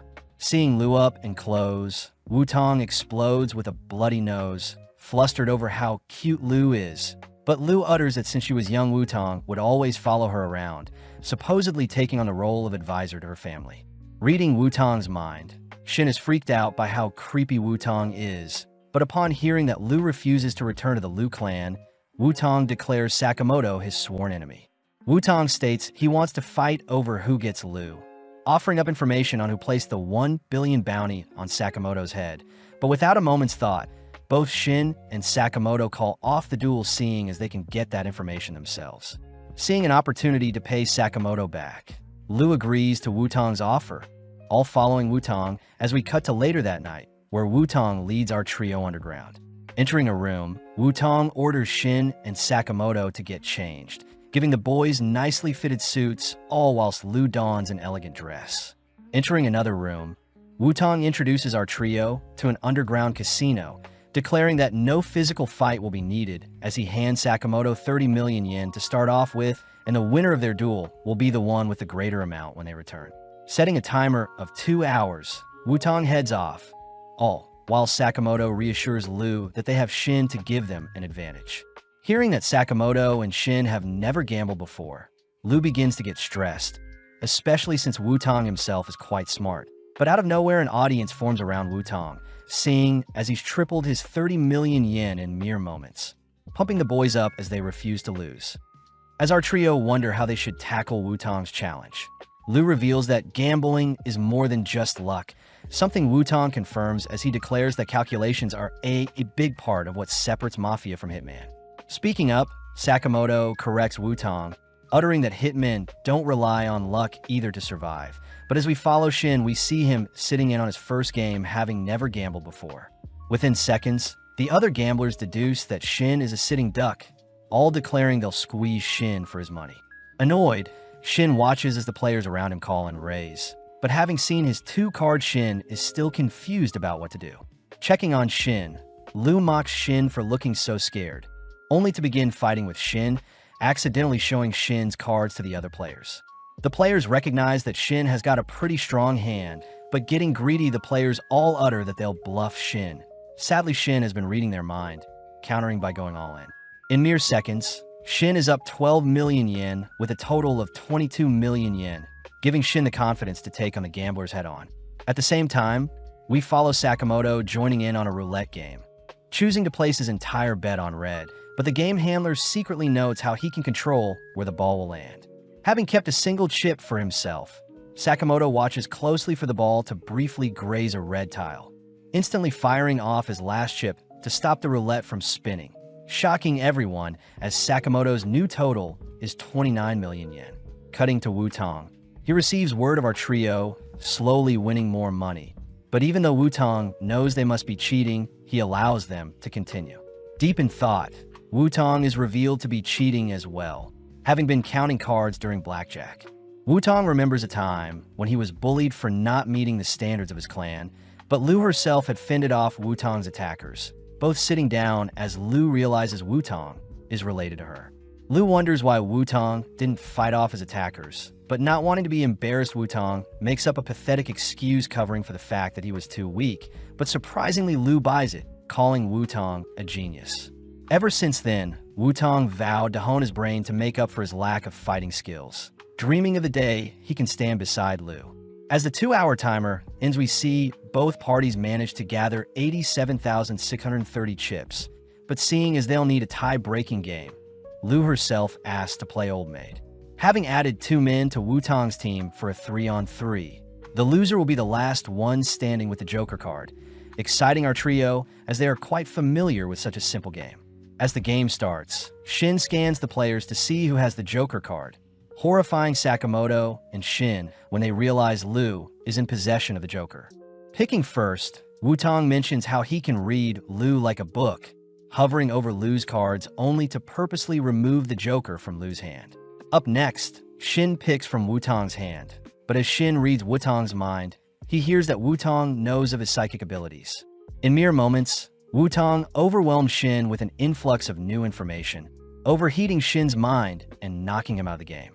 With several turns passing, Sakamoto is up next to pick, annoying one of Wutong's men, but having sped up, Sakamoto had picked the Joker card only to swap it out for a safe card using his super speed. Although Wutong couldn't see his movements, he warned Sakamoto against cheating, but as we cut to the final two players, we see it's Sakamoto against Wutong. But Sakamoto has the Joker, leaving Wutong to pick. Although Sakamoto has a poker face, Wutong is still able to read Sakamoto's intentions, swiftly reaching for the final non-Joker card. But Sakamoto grips onto the card for dear life. Wutong struggles to rip the card out of Sakamoto's hand, but seeing an opening, Sakamoto switches the card for the Joker, annoying Wutong. At that moment, Wutong's men raise their weapons at Sakamoto, but more importantly, Wutong's men remind Wutong that they're the Mafia and that they're meant to take the things they want, not play games for them. Hearing his men speak so lowly of him, Wutong gets flashbacks of being ostracized in his past, allowing his trauma to get the better of him as he accepts his demise. Speaking up, Sakamoto reminds Wutong he can still impress Liu, exciting Wutong as he bluffs that the guns his men were holding were meant to blow up when they fired. Having distracted the men long enough, Sakamoto and Liu get to work dispatching the armed men, tossing and knocking them away, ultimately managing to take down the army with the use of a pool stick and pool balls. As for the final man, Wutong reveals his bluff by firing off one of the supposed rigged guns, admitting defeat as Wutong utters he doesn't deserve to stand by Liu's side. Sakamoto states that he doesn't want to decide what happens to Wutong's and Liu's relationship, empathizing with Wutong as Sakamoto has a family to love and protect as well. Returning to Sakamoto's shop, Wutong is seen being hired by Sakamoto, but having lost their duel, Wutong agrees to give Sakamoto information on Slur. Our trio utter that they already knew it had something to do with Slur, but Wutong adds that a prison in Southeast Asia reported murders of inmates on death row, all having their faces burn off with Slur's signature marking left in the aftermath. Shin wonders why Slur would attack a random prison, but Wutong mentions how similar cases have been reported in Japan, one where the victim had holes placed in their body, one where the victim had all his flesh removed, another where the victim was dismembered, and a final one where the victim was compressed into a ball. With Liu disgusted, Shin asks what this has to do with Slur, but Wutong suspects that the 4 inmates must have faked their deaths and escaped into Japan. Elsewhere, we follow the 4 escaped inmates. Dump, who has racked up 180 kills, Saw, who has 64 kills, Apart, who has 206 kills, and finally Minimalist, who has 370 kills. As the gang waits for a messenger, we see Minimalist compressing a burger into a ball only to devour it, but out of nowhere Kashima appears only to hand the gang a list of people he wants eliminated. Scanning the list, the inmates mock Sakamoto as being a possible threat, but Kashima warns the inmates not to underestimate anyone on their hit list. Pissed that Kashima is looking down on them, Minimalist crushes up his table only to declare they'll wrap things up in a month, but as they leave the scene, Kashima acknowledges the inmates as pure evil. At night, Wutong asks our trio to leave the country immediately, but instead our trio begin making plans to deal with the dangerous inmates who are running amok in their country, reminding Wutong that leaving the inmates alone is the opposite of what is right. In a strange-looking building, we follow a man fleeing for his life, but having tripped over a corpse, the man watches as Dump appears before him. Dump says the man is cute, closing the distance to embrace him, but her excitement causes her to slay the man. At the same time, we see Apart shredding a fellow hitman, nonchalantly organizing the pieces of the man's body, only to help the man organize his film collection. Minimalist is seen crushing those who get in his way, yearning for the day he'll get to face off against a S-rank hitman. But as the trio report their hunts in a group chat, we see Saw indulging in the life he was missing, excited to hunt down Sakamoto himself. Apparently, Wutong had promised to look into Slur to help out Sakamoto. Cutting to the present day, where our trio are heading back to the video rental store, only to ask the clerk for intel on the death row inmates. Although the price for such intel is just over 1 million yen, Sakamoto forks over the cash, only for us to cut over to Osaragi and Shishiba, who are driving the other order members. The members begin to discuss the recent appearances of the escaped inmates, but when Osaragi misses a turn on the highway, she comedically reverses as traffic speeds past her. Hyo scolds Osaragi for being inconsiderate to Takamura, who can't handle Osaragi's strange driving, but Osaragi only cares about slaying the inmates that are doing as they please, ironic as Shishiba points out how crazy Osaragi gets when hunting as well. Seeing a fly buzzing around their van, the order members suddenly cry for each other to get low, all watching as Takamura monstrously slays the fly, all whilst decapitating the top of their van, something that gives the order members hope as they declare they'll easily be able to take on the 4 inmates. Back with Sakamoto, we see him sleeping through the intel he bought, but as we cut to the coming days, we see Mishimo training with Sakamoto. Impressed Sakamoto was able to catch 99 of his 100 bullets shot with some mere chopsticks. At that moment, Shin arrives, complimenting how sharp Sakamoto is, but out of nowhere Shin attempts to stab Sakamoto with his blade. Having caught the blade, Sakamoto asks why Nagumo is here, but Nagumo simply asks Sakamoto to stop looking for the inmates, seeing as the order members have been tasked with hunting them down. Hearing that Sakamoto wants to question them for information on Slur, Nagumo reminds Sakamoto how dangerous it is, revealing that Sakamoto is considered a B-rank threat, all whilst Nagumo himself is S-rank. Following Shin and Lu, they're out shopping for home improvement goods, but seeing Lu so nonchalant, Shin reminds Lu that they need to get stronger for Sakamoto's sake. As Lu cuddles with a cat, we see the store clerk offer Shin some puppies to snuggle with. But as Shin takes a liking to Machi, the Shiba Inu, the animals in the store begin to act strange. Off in the corner of the store, we see Saw nonchalantly admiring the animals, and when Shin asks who Saw is, he utters that he was an ex-militant. As our duo approach Saw suddenly retrieves his axe, nonchalantly blowing Shin through some shelves. Lu is horrified by Saw's sheer strength, and having caused a commotion, we see the other customers clear the scene, all whilst Shin recovers from his attack. Saw is impressed Shin wasn't cut in two by his axe, surprised Shin had blocked his slash with a crowbar. But regardless, Saw isn't too worried seeing as Shin is a D-rank hitman, whilst Lu is a C-rank. Shin is shocked that his rank is lower than Lu, something Saw rubs in seeing as D-rank is the second lowest rank, but this only pisses Shin off. As Shin charges straight for Saw declares he'll cut Shin at the waist, but having read his mind, Shin blocks with a bag of animal treats, only to send out a kick that whiplashes Saw's head. Shin says his rank will become better once he defeats Saw. But as Saw recovers from Shin's kick, he slowly heads over to his bags, only to retrieve some rope. Saw says everyone he's slain had appreciated his actions, choosing to tie the rope onto his axe to spice things up, and when Shin tries reading Saw's mind, he's petrified to see that Saw's mind is clouded with only killing intent.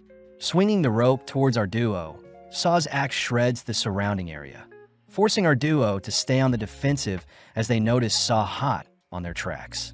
Unable to predict Saw's movements, Shin and Lu rack their brains for a way to fight back, but seeing Saw's axe in front of them, Shin tackles Lu to evade a lethal attack, accidentally sustaining some damage in the process. Saw mocks Shin for being unable to read his mind, but out of nowhere Lu draws Saw away by firing some nails at him with her nail gun, giving Shin the opening to blast Saw with a makeshift flamethrower. Sadly, even such an attack can barely phase Saw, freaking out our duo. As Saw tosses his axe at our duo, he purposely aims for the propane tank behind them, creating a massive explosion, but this time Lu tackles Shin out of the impact zone. Saw chooses to douse himself in some ethanol to cleanse his wounds, tossing the remainder of the bottle towards Lu, but Shin begins to panic seeing Lu unresponsive. Shin blames himself for being so weak, cutting over to Mishimo, who asks Sakamoto if Shin was his strongest partner, making Sakamoto admit that Shin has the potential to grow into someone very strong if puts his mind to it. Back with Shin, he is helplessly thrown around by Saw, who offers to carve open his head to study Shin's brain, but when Shin hears Saw will be hunting the Sakamotos next, Shin can't help but feel guilty. Hearing that Saw will take great pleasure in tearing the Sakamotos apart, Shin begins to boil over, suddenly feeling a weird sensation as his senses have become heightened. As Saw swings his blade at Shin's back, Saw is surprised to see Shin was able to evade his attack, beginning to feel a strange aura from Shin. When Saw tries swinging his axe again, Shin magically blocks the blow, declaring that he can see Saw's future, only to throw out a flurry of punches that knock Saw down. Saw gets weirded out by how Shin is acting, attempting to swing his rope to attack Shin from afar, but Shin closes the gap, hitting Saw once more. With every strike, Saw helplessly slashes the air, annoyed to see that Shin truly is able to see his attacks before he can make them. As Shin hits Saw with a lethal blow, he sends Saw crashing into the ground below, all whilst thanking Saw for being the catalyst to his awakening. Flashing back, Wutong warns the gang that the criminals have already begun to make their move, revealing that the criminals' readiness potential is something they need to assess, especially since it may mean life or death. In the present, we see Shin rushing in for the final blow, but before Shin can finish Saw off, he suddenly loses control of his body. Having fatigued due to his new skill, Shin allows Saw to bind him and pull him towards his blade, but when Saw looks to capitalize, Lu appears, knocking Saw aside. Shin is weirded out to see Lu so serious, but upon discovering a bottle of opened ethanol, Shin realizes Lu must have drank it to enter into her drunken state. Saw admits he wasn't expecting such lowly hitmen to give him such trouble, but the drunken Lu declares her mafia fighting style will shock Saw. Saw starts off by swinging his axe towards Lu, but this time Lu heads towards the eye of the storm, taking a hold of the rope only to swing Saw's axe back onto himself. Seeing as he's lost track of Lu, Saw receives a devastating knee to the head, forcing Saw's mind to go blank, allowing Lu to slam and pin Saw onto the ground. Lu says she'll cut off a finger for each of Saw's victims, starting off by driving a mini shovel into Saw's arm, but Saw suddenly begins to beg for his life. Lu says Saw has no right to cry for help, something that scares Saw as he begins to flee the scene, but Lu manically chases after her prey. Saw says he wants to live so he can slay more people, but having read his mind, Shin intercepts and hammers Saw with a steel ladder, officially knocking Saw out. Cutting over to a temple, we see Shishiba and Osaraji enjoying a meal, both upset that one of the 4 inmates have been taken out already. Suddenly, they receive a call from Nagumo, who says he has found his target, reminding the pair that they can assist him if they want. Getting excited, Osaraji stuffs herself with as much food as she can, offering up the remainder to Shishiba only to run off towards her assigned destination. Back with Shin and Lu, we see they've both knocked out, giving Saw the perfect chance to escape his binds. Saw chooses to frantically board a taxi, threatening the driver to take him to the airport, but as Saw enters the taxi, he realizes that Hyo had been waiting in the back all along. With blood splatters filling the taxi, we cut back to Lu and Shin, who panic upon realizing that Saw had escaped, but sadly they can barely move, having sustained too much damage. Right on cue, the JAA's cleanup crew appear, announcing that Saw is dead. Shin recognizes the cleanup crew to be floaters that take care of the aftermath of a hit, and seeing as they've been fighting for too long, they quickly hurry back to Sakamoto's. Cutting over to Osaraji, she is seen praying at the temple, wishing out loud that she can successfully hunt down the inmates, but out of nowhere, Dump appears beside her. Dump chooses to rail Osaraji into the nearby shrine with a spike from her palm, all whilst wondering why people close their eyes when they pray. But having blocked Dump's attack with a coin, Osaraji says her prayer has been answered. Osaraji suddenly dashes behind Dump, choosing to educate her by bashing her head into a nearby statue, twice since prayers start with 2 bows. Next, Osaraji slaps Dump's face twice to symbolize 2 claps, and to top things off, Osaraji pile drives Dump into the ground to wrap up their prayer with another bow. Dump manages to bounce back from the attacks, getting excited to face a formidable foe, all while Shishiba wonders where Osaraji has run off to. Osaraji notices Dump erecting several spikes from her body, but Osaraji asks Dump to give herself in, something that annoys Dump as she strikes Osaraji with her spikes.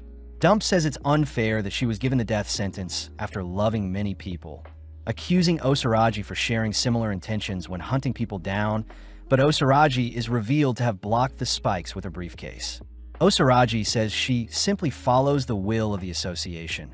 Plus, she says Dump is nothing more than a fly to her, pissing Dump off as she forces Osaraji to evade her advances, all whilst managing to disarm Osaraji of her heavy-looking briefcase. As Dump advances towards Osaragi, she demands that Osaragi retaliate. But Osaragi seems to be observing the number of spikes Dump has at her disposal. Osaragi fears that Dump may have more spikes hidden, choosing to borrow the temple's bell only to propel the bell towards Dump with a kick, something that sends Dump flying through the shrine and onto the ground below. Dump is annoyed at Osaragi's movement, suddenly noticing Osaragi checking her fortune before her, something that gives Dump the chance to sneak up on her and attack with her spikes. Having pinned Osaragi against a tree with a spike to her hand, Osaragi utters that it's weird for gods to create monsters like Dump and herself. And when Dump orders for Osaragi to cower in fear, Osaragi monstrously deepens her wound in order to reach Dump. Managing to grasp a hold of Dump's hand, Osaragi lands a powerful kick on a Dump, something that makes Dump reminisce on life, as her spikes were always a deterrent to the one she loved. Dump says every time she showed affection to someone, they would simply be slain by her spikes, something that forced her to give into her curse. In the present, Dump refuses to give in as she chases after Osaragi, but with each advance she is sent flying by Osaragi's sheer strength. Dump declares she'll make Osaragi her next love, helplessly being thrown back and knocked aside, all whilst Osaragi coldly marches towards Dump. Dump cries that it's unfair she was unable to express her love to the people she cared about. But having heard enough, Osaragi retrieves her suitcase only to unveil her buzzsaw. Osaragi reminds Dump that she is just like her, and it's thanks to killers like Dump that Osaragi has a reason to live, something that touches Dump as Osaragi blitzes towards Dump, instantly ending their duel. Elsewhere, we see Mishimo high up in a sky tower, declaring that he'll help track down the inmates. At the same time, we cut over to Kashima, who receives word of 2 of the inmates passing, but he could care less, declaring that the inmates have drawn the attention of the Order members, giving them the chance to proceed with their grand scheme. In his room, Kashima is suddenly caught off guard by a part who had been waiting for him, demanding to know what Kashima's greater schemes are. Kashima tries brushing off the question, a little pissed that a part is turning on him, but a part says he'll live his life how he sees fit, suddenly dicing up Kashima's body. As a part leaves, Kashima is annoyed that a part has gone rogue on them, swiftly apologizing to X for his miscalculation, but X reassures Kashima that such a misstep is fine. Elsewhere, we follow Minimalist entering Sakamoto's store, all whilst Aoi is seen manning the counter. As Minimalist approaches the counter, Aoi asks how she can help him. Back with Sakamoto, we see he has brought Shin to Granny Mia for some acupuncture to help recover from his fight with Saw. Mia was surprised to see how big Sakamoto has gotten. A little annoyed she has to work on Shin, but Sakamoto says Mia was the only one that could help Shin, having been granted the title of Hand of God by all hitmen with the ability to heal almost any wound. Mia says Shin needs to keep the acupuncture pins in the whole day, and based on her analysis, Shin can use his new power for 5 minutes max each day. As for Lu, Mia served her some miso soup to help cleanse the alcohol from her body, only for Mia to offer to give Sakamoto a checkup. With Mia sifting through Sakamoto's body, she says it's surprising to see Sakamoto working as a team, but she warns Sakamoto to not seek revenge as she can sense anger emanating from Sakamoto's body. Mia utters that Sakamoto is only 30% as strong as he used to be, a sad revelation seeing as Nagumo is stronger than Sakamoto whilst he is still so big. With Sakamoto refusing to let anyone else get hurt, he begins to leave, but Mia strikes his tandem point on his stomach, ultimately finishing her checkup on Sakamoto. As Sakamoto leaves Mia to deal with Shin and Lu, we cut back to Minimalist interrogating Aoi for Sakamoto's whereabouts, but she says Sakamoto is currently at the physical therapist. Pissed, Minimalist crushes the till in front of them, but Aoi doesn't seem frightened at all. Ripping apart the checkout counter, Minimalist begins to strangle Aoi, but before he can harm Aoi, she throws out a punch that dislocates Minimalist's lead arm. Following up, Aoi stabs Minimalist in the neck, dropping him. Revealed to be Nagumo disguised as Aoi, Nagumo says Minimalist is lucky since he was using a toy knife, but as Minimalist prepares to brawl with Nagumo, Nagumo suddenly appears behind him, raising his knife to Minimalist's neck. With Minimalist leaping away, we learn that Nagumo is returning a favor and has been tasked with protecting Aoi and Hana while Sakamoto is out, only to show off a strange suitcase. Cutting over to Mishimo, we see him up in a sky tower barely able to locate Apart on the ground, all whilst Apart seems to be trying to make friends with strangers. Before Apart can harm anyone, Mishimo takes aim and fires a bullet at Apart, but monstrously Apart blocks the projectile with the wires he has wrapped around his palm. In an instant, Apart ascends the sky tower using his wire, only to smash onto the floor Mishimo is in. Before Mishimo can fire any more shots, Apart slices up his rifle, leaving Mishimo completely defenseless. As Apart struts towards Mishimo, he chooses to bind Mishimo up with his wires, preparing to reveal Mishimo's insides. Right on cue, the elevator stops on their floor, only to reveal Sakamoto, who hits Apart with a devastating punch to blow him away. It's revealed that Mishimo had fired a shot at Sakamoto to signal for help. And as Apart excitedly gets up to brawl with our duo, Sakamoto utters that he is strangely pumped up today. Back with Minimalist, he reveals that he has slain 432 people, wondering if Nagumo could entertain him. When Nagumo makes fun of Minimalist for showing off, Minimalist rushes Nagumo, but Nagumo easily evades, only to ask Minimalist to not destroy too many things. Minimalist is horrified to see Nagumo had swiped his phone, and as Nagumo sifts through Minimalist's search history, Minimalist demands his phone back, all whilst tossing a shelf at Nagumo. Nagumo simply slips the attack, prompting Minimalist to crush up some nearby, shelving to use as projectiles, but Nagumo simply continues to dodge the attacks, all whilst Minimalist wreaks havoc. Having decimated the store, Minimalist ferociously searches the surrounding store for Nagumo, but having transformed into Minimalist himself, Nagumo grabs a hold of the inmate's neck only to drag him into the air. Minimalist is horrified at Nagumo's sheer strength, unable to do anything as Nagumo sifts through his pockets, only to realize Minimalist has nothing interesting on him. As Nagumo tosses Minimalist aside, he unveils a strange-looking weapon hidden in a briefcase, only to ask Minimalist how he wants to be taken out. Nagumo says his weapon has 6 functions, offering Minimalist to pick a number, but this only infuriates him as he rushes Nagumo. Allowing a dice to decide Minimalist's fate, the dice magically shows a 3 in Minimalist's mouth, and within an instant Nagumo lobs off the inmate's head, having used a giant can-opener-like weapon to slay his target.